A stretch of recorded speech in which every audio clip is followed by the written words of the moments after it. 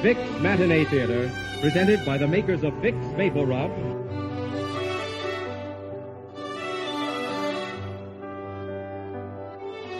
brings you Beloved Enemy, starring Victor Jory as Dennis Riordan.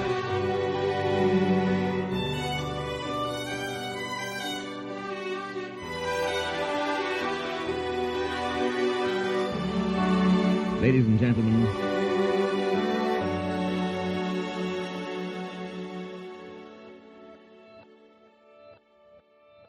hello everyone, and welcome to Drama and Theater, brought to you by Dwayne Old Time Radio. Before we get to today's drama, if you enjoy what I'm doing, let me ask you to subscribe to my channel. Subscribing is 100% free, and you will receive notifications on new posts. Lastly, if you have a moment, write a short 1 or 2 sentence review or give a rating on your preferred podcast service. A positive review or rating would help me out a lot. And now, on to the show. Oh yeah, and thanks for your support. I really do appreciate it. Hope you enjoy.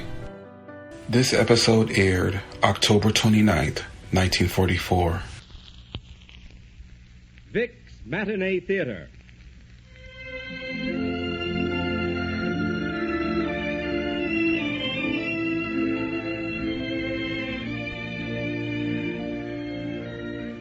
Vic's Matinee Theater, presented by the makers of Vic's Vapor Rub, brings you Beloved Enemy, starring Victor Jory as Dennis Riordan. Now, here's a good thing to remember when you catch a cold. The best-known home remedy for relieving miseries of colds is Vic's Vapor Rub.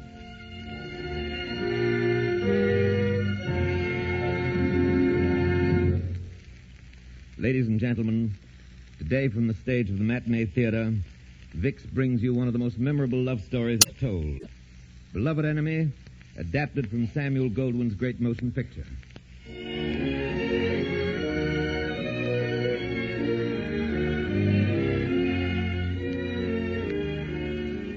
Our story opens in the city of Dublin in 1921.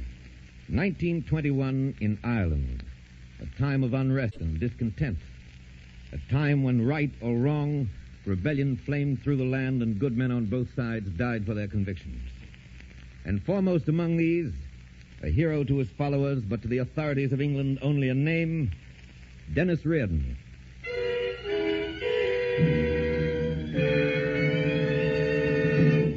Dennis Riordan, did you hear the news? Yes, McCarthy, O'Brien, and Casey dead. They were brave lads. They saved our records. They were lads. I grew up with Tom O'Brien. I've lost a brother. Well, the men are all assembled in the cellar for the meeting. Will you come down now? Aye. Did you hear that Lord Athley and his daughter are arriving from England tonight? That I did. The English government has sent Lord Athley to come over and see what can be done about us. He's going to find we're quite a problem. Eh, Burke? I understand, too, that there's a shipment of munitions arriving tonight. A shipment of munitions, eh? That's right. Munitions.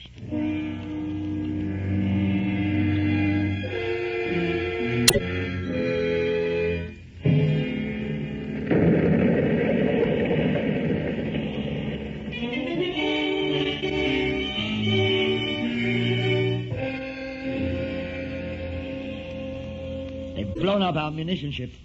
This is intolerable negligence on your part, Captain Loader. But, Lord Athley, you don't understand the situation. I don't have enough men to cover all of Dublin. We're not at war with Ireland, you know. I never know where they're going to strike next. It's your business to know. But Riordan's spies are in the post office, the telephone exchanges, army, police. They're everywhere. Anything we decide here, Riordan knows in 2 hours, and I don't even know what the man looks like. Well, you'd better find out what he looks like. Because if we don't get him pretty soon, there's going to be war between Ireland and England. We're doing everything we can, Lord Athley.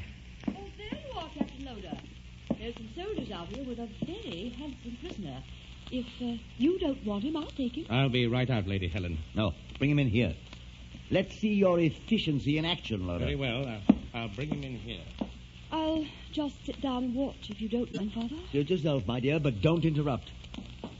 Wait outside, men. This man was picked up close to the dock where the munition ship was destroyed, Your Lordship. Ah, I see. What's your name? Dennis Riordan. You're taking a dangerous name, my man. The best is none too good for me, my man. Oh, impudent young rascal.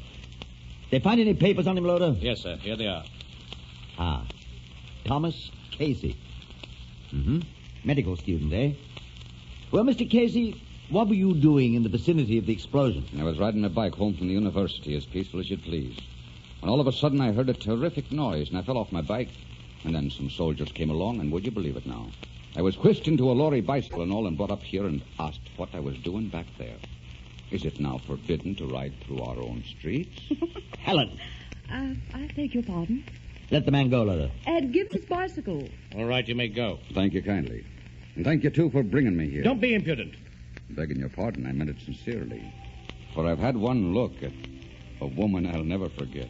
Why, thank you. You know, I've always wondered whether the romantic stories I heard about the Irish were true. And now... And now... Why, now I see they are. Helen. Good night to you, my lady. The good saints bless you and keep you. Good night, Dennis Riordan. The same to you. We're all alike, Lady Helen, full of blarney. Yes. And isn't it attractive?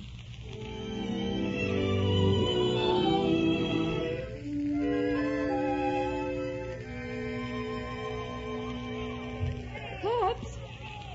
How are you? Hobbs. Over here, my lady. Just a minute. Well, come here. I finished shopping and I want you to drive me home. Would you mind coming over here, my lady? This young lad's hurt pretty bad, and he won't let me touch him. Who's hurt? What are you talking about? Let me go. Let me go. I tell you, let me go. He was running and he fell. His legs all twisted up under him. He wouldn't let me touch him. Oh, now come, let me see your knee. Don't you touch me. Don't you touch me. I was a Red Cross nurse once, and even the enemy didn't mind when we helped. Let me see it, hmm? Oh, that's a good boy. Ow. It's just a wrench. It isn't broken. Hobbs, please help me carry him to the car. We'll have to drive him to his home.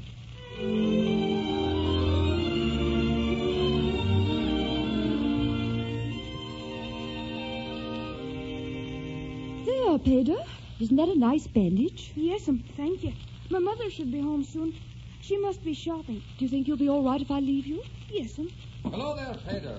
The door was open, so I walked... Well, lady, I'm afraid you're in the wrong section of Dublin. Why, hello. I fell down and hurt my leg, and she brought me home and fixed it. Isn't it all right? Of course it's all right. But Lady Helen is in the wrong section of town. What do you mean? I mean that while you've been fixing the lad's legs, the neighbors have been fixing your car.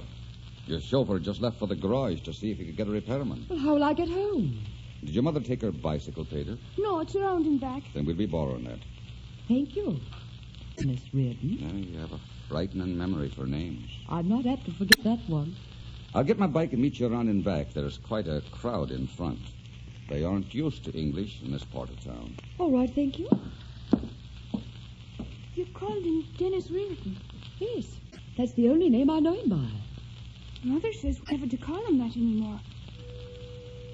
Oh, I see. Well, then, we won't.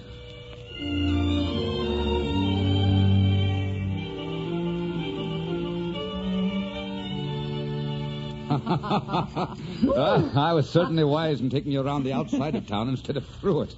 With your kind of cycling, you'd have been killed for certain by an Irish lamppost. Well, let's stop and rest for a moment. All right. Oh, it's beautiful out here, isn't it? So beautiful it almost hurts. Yes, it is. I'm a countryman at heart myself, you know. Someday I'm going to have a bit of a farm in County Galway with some fine pigs and horses on it. All by yourself? Indeed not. There'll be a fine-spirited woman in my house making a great clamor all day and children driving me crazy with their goings-on. And there'll be some fine rich earth for plowing and a brook and a leprechaun kitchen doorstep. And you'll always have to remember to leave him a bit of cream at night, or he'll be very angry. Oh, I'd never forget a leprechaun. I don't think you would. Would you like to meet me at Dublin Market tomorrow? I'm buying the first pig. Would you like to help me pick him out? No, you can't do that. So far as the world goes, we've nothing in common, have we? No, I'm afraid we haven't. And there's no reason we should be friends, is there? There's every reason we shouldn't. Then let's not be friends. Let's just come here again and forget who we are and talk about farms in County Galway. No, Dennis. We must not. Come on. We'd better start back. Just in case you change your mind, I'll be waiting at 4 o'clock at the pig stalls.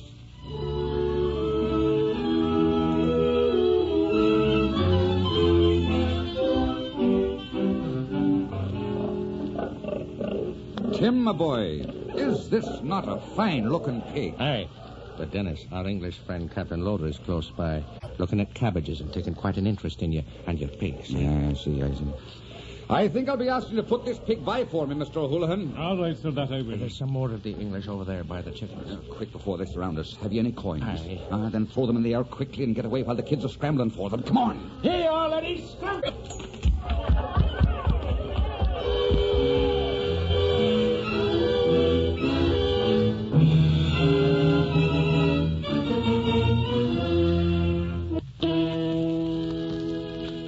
Glad you came. When I wrote you the note and gave you my new address, I didn't know whether you'd come to my house or not, seeing as how you weren't at the market yesterday. This is the last time I will ever meet you. You see, I'm not your friend. I'm your enemy. I know you're Dennis Riordan. Pater told me without realizing it. That's how they knew you'd be at the market yesterday. Through me. Did you also tell them you were meeting me here today? No. It's no use asking you not to hate me. I'd better go. No, don't go. Sit down and talk a bit. It may be a long time before we're meeting again. We can never see each other again. You know that now, don't you? Yes, I know it now. But all the years after you've gone from me, I'll be thinking of what might have been. And maybe it would be good to know if we thought of it in the same way. Maybe it would. Every evening, I'd have asked you to meet me on top of the hilltop. What would you have said to that when I asked you? I'd have said, thank you, Dennis Riordan. I'll be there. And all through the summer evenings, we'd have walked on the hills side by side. Not talking much, wouldn't we have? We wouldn't have needed to talk much except to say, look at those stars. And did you ever see such a moon? And one evening, I'd have put my arm around you. And us walking alone in the moonlight. And what would you have said then? I don't think I'd have said anything. I think I would just have sighed. A happy sigh? Oh, very. Then we'd have walked slower and slower and stopped. And I'd have said, it's the honest and beautiful woman you are. Oh, Dennis, don't. Don't say any more. And I'd have said, I love you. I love you. And after we were married, we'd be on my farm in County Galway, riding fine horses together and us laughing crazy all day long. Oh, Dennis, hold me close. Don't ever let me go. Dennis, my dearest. My darling. My darling.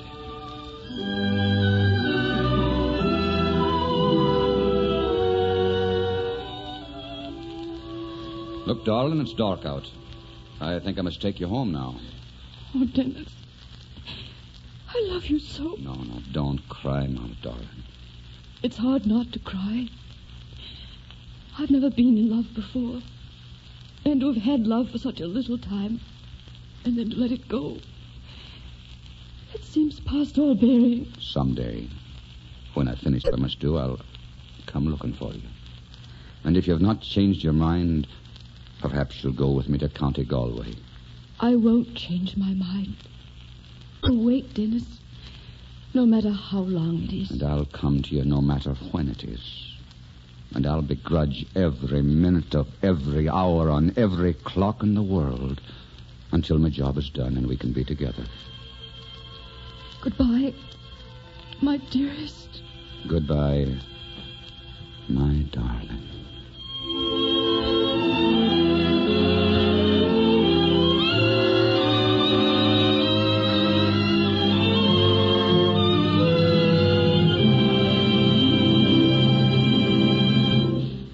In just a moment, we will bring you Act 2 of Beloved Enemy from the stage of Vic's Matinee Theater. When your child suffers the miseries of a cold, everybody seems to have advice on what to do about it. But if you took a public opinion poll, you'd find that the modern way most mothers use to relieve distress of their children's colds is to rub on Vicks Vapor Rub. Now, for such an outstanding preference, there must be a basic proven reason. The moment you rub on Vapor Rub, it starts to work to bring fine relief right in the very places where distress is. Vapor Rub penetrates into the cold, congested upper bronchial tubes with its special, soothing medicinal vapors. And at the same time, it stimulates chest and back surfaces like a comforting, warming poultice. For hours, this penetrating, stimulating action of Vapor Rub keeps on working to bring gratifying relief. It invites restful sleep, and often by morning, most of the misery of the cold is gone. Try it yourself. Just rub on Vapor Rub tonight. And remember, only Vapor Rub gives you this special, penetrating, stimulating action. It's the best-known home remedy for relieving miseries of colds. Vicks Vapor Rub. Now the second act of Beloved Enemies, starring Victor Jory.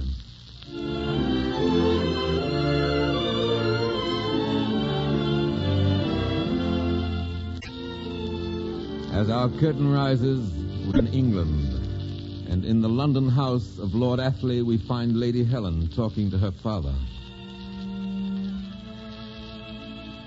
Father, have you made up your mind what you're going to say to Parliament? Yes. I'm going to recommend that Riordan and the delegates selected from his party be invited to England to see if we can't negotiate. Oh, Father, that's wonderful. If he does come, Helen, I shall hold you to your promise. You're not to see him alone. I say, if he comes. Very well, Father. But he'll come. You'll see. He'll come.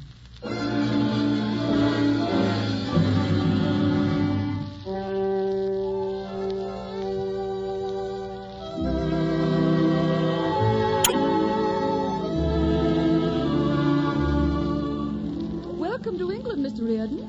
This is my father, Lord Athley. Father, Mr. Riordan. Lord Athley? How do you do, sir? I believe the last time we met, your name was... Was Riordan, sir. Yes. I trust you will enjoy this reception we've planned in your honor. My daughter will see that you meet everyone. It was very kind of you, sir.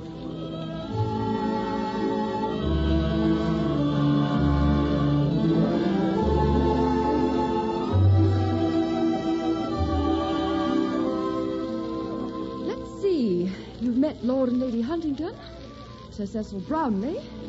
I do hope I've presented you to everyone. Hello, Helen. Hello, Dennis. Oh, my dear, you're so beautiful. If only I could take in my arms. Oh, darling, if only you could. But we cannot see each other alone. I gave my oath. I had to do something like that, too. I hate receptions. I know. So do I. Oh, don't look at me like that. Everyone will know. Don't you admire that portrait, Mr. Riordan? It's a Reynolds, you know. Oh, it's beautiful. Perhaps I should go. Oh, no, please. It's torture seeing you like this. It's better than not seeing you at all. Come, let me show you about the house.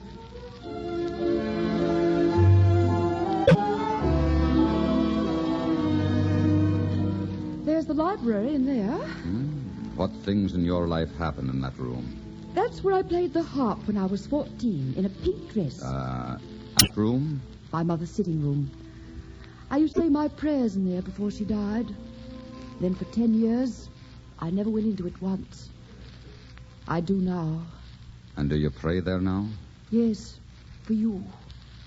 And for peace, Dennis. Maybe this conference will mean peace. It could, couldn't it, Dennis? It could, Helen. But it isn't very likely. Helen, some of our guests are ready to leave. Oh, I'll come at once, Father. I wish you luck at the conferences tomorrow, Dennis. You and Ireland.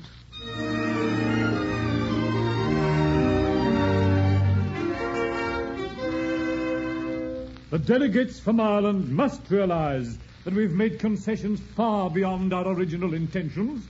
In the past few days, We have conceded point after point in our efforts to reach a satisfactory conclusion. You're reaching for the moon, gentlemen, and we cannot give it to you. It's all or nothing, Dennis. Don't let them bluff you into compromising. They've given in on so many of our big points, Burke. They have not given in on all. Gentlemen. Gentlemen! It is not enough. Then further discussion is useless. War is inevitable. We are tired and our vision is blurred. The fate of millions of people lies in our hands. I urge the leniency of our friends, the Irish, and beg the continuance of this conference tomorrow. Hear, hear. Is that satisfactory, Mr. Riordan? I hold but little hope that anything further can be accomplished. The issue between us is clear-cut. But before we all take an irrevocable step, we will consent to one more meeting. Very well. We're adjourned until tomorrow.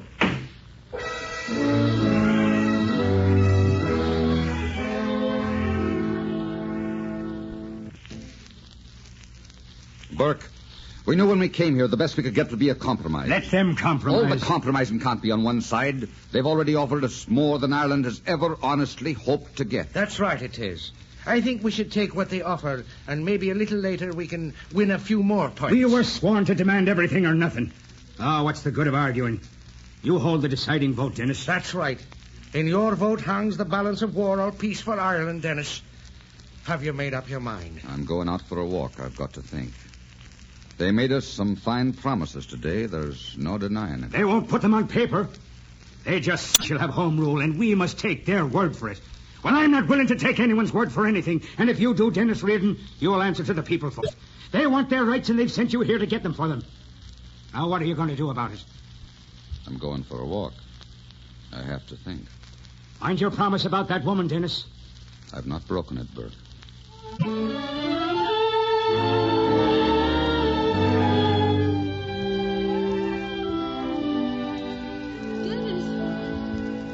Dennis, I'm so glad I found you. I asked for you at the hotel, and the clerk said he thought you were here in the park. I've sworn not to see you alone. Do you think Ireland would be completely destroyed if you kissed me? Just once. Oh, Helen.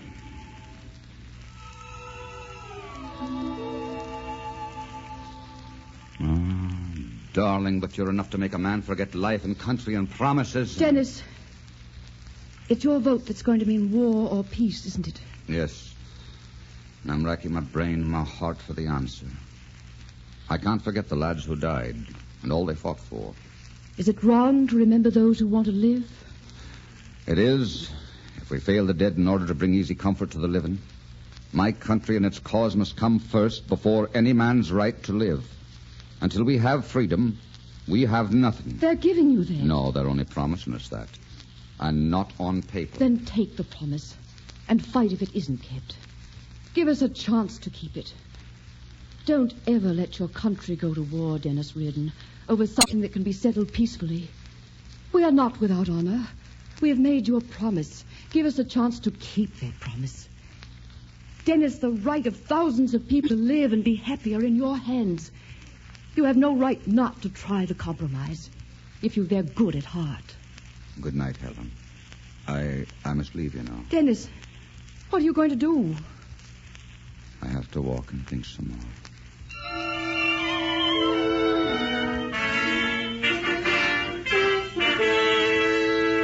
On behalf of the Irish Republic, I accept the promises of the English Committee. We agree to your compromise.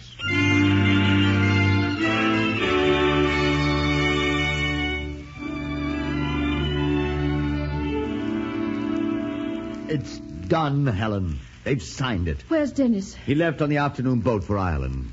Helen, that man is one of the bravest I've ever known. Heaven help him. When he signed that treaty, he was as good as signing his own death warrant, and he knew it. Death warrant? Yes. The fanatics of his own party won't stand for compromise. They'll all look upon him as a traitor. I'm going to him, Father. Helen, to go to him would be very dangerous. I must go to him, Father. All right. I understand. We'll go together, daughter. For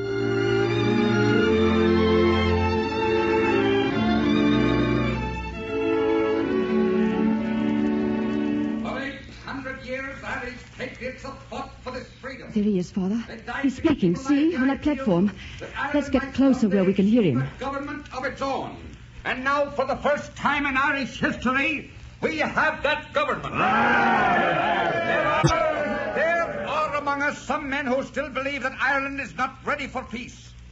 I hope I may live long enough to prove to them that what has been gained today is everything we should hope for at this time, and that what will be gained in the future depends no longer on gunpowder and hatred, but on the peaceful understanding of the people. Our future, under the treaty, is a brighter one than any Irishman has ever known. But it must be built wisely and sanely. And above all, it must be built on peace. There's the man that sold us out for a woman. There's the traitor. Kill him. What is that? Father, they killed him. Come, we must get to him. Come on,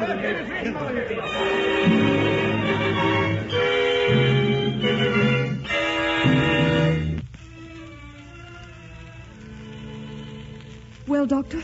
He'll be all right. It's just a flesh wound. Go along in there now.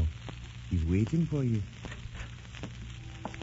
Well, now, woman, what are you doing here in Ireland without an invitation? Without an invitation, is it? And who was it that invited me to live on a farm in County Galway? Careful now. The doctor says I'm not to be excited. Don't you be shouting at me. If I have any trouble with you, Dennis Riordan, I'll take it to the people. I saw how it was with you and the people tonight, after Burke shot you. He's in jail right now, thinking over his mistakes. The people are going to try it your way, Dennis. Oh, I'm glad to hear it. I'm glad to hear that. Oh, well, then, I guess my job is finished. And I can take it easy for the rest of my life on that bit of a farm with you. Take it easy? Land alive, listen to the man. With a plowing and a planting and farming and milking and butchering and carpentering to be done, he's talking about resting. May the saints bless us and keep us. The English are no better than the Irish. You're talking the same way my mother used to talk to my father. And when you've finished that milking, Patrick Riordan, you can set your mind and your hand to fixing the back step. It all goes to the farm in County Galway, darling. How does it sound to you? How does it sound? Come here where I can put my arm around you, Helen, my darling, and I'll spend the rest of the evening telling you. Would you mind kissing me first? Would I mind kissing you? Oh, what a question to be asking an Irishman.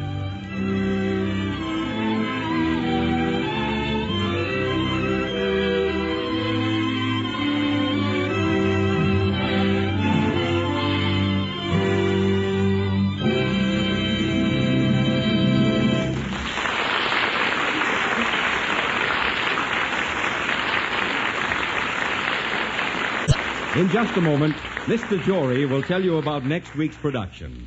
Meanwhile, a very timely message. If you have a cold today, are you going to wake up tomorrow morning feeling just too miserable to get through the day's work? Or are you going to rub on Vicks Vapor Rub tonight? You see, the moment you rub Vapor Rub on your throat, chest, and back, it starts right to work bringing grand relief. It helps relieve congestion and irritation in the upper breathing passages, the coughing spasms, sore throat, and that muscular soreness or tightness. And here's why the results are so comforting and gratifying. Vapor Rub penetrates into the cold, congested upper bronchial tubes with its special soothing medicinal vapors. And at the same time, it stimulates chest and back surfaces like a comforting, warming poultice. What's more, this penetrating, stimulating action of Vapor Rub keeps on working for hours while you sleep to bring you wonderful comfort. Now make sure you get Vapor Rub, because only Vapor Rub gives you this special penetrating, stimulating action, the best-known home remedy for relieving miseries of colds. Vicks Vapor Rub. This is Victor Jory. Thank you, ladies and gentlemen, for your many kind letters and your suggestions. I'm answering your letters as rapidly as possible. Your suggestions for future plays are most welcome. And if you care to write, you may address me in care of Columbia Broadcasting, 22, New York. Next week, from the stage of Matinee Theater, we will present that delightful RKO picture, My Favorite Wife. Leo McCarey's hilarious story of a man who found on the night of his second wedding that the first wife he had thought dead was very much alive. Next week, My Favorite Wife.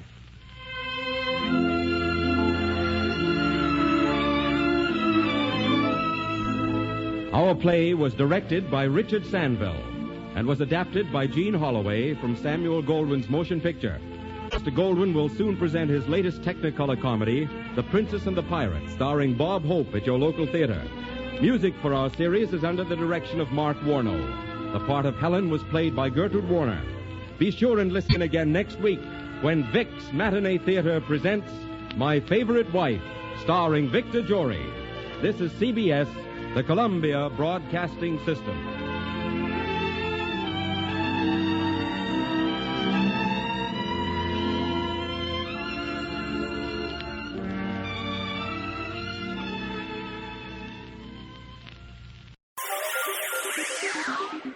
Thank you for listening to and showing your support for my podcast.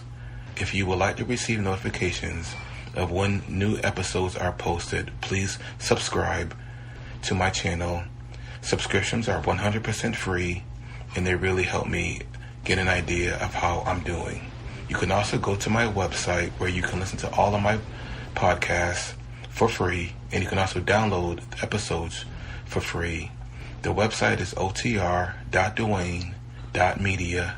There is also donation information on there if you want to show your support or become a patron. You can email me at info@otr.duane.media. I'm also on Instagram at duane.otr. Well, hope you enjoyed, and until next time, stay safe, wish you well, and as always, peace.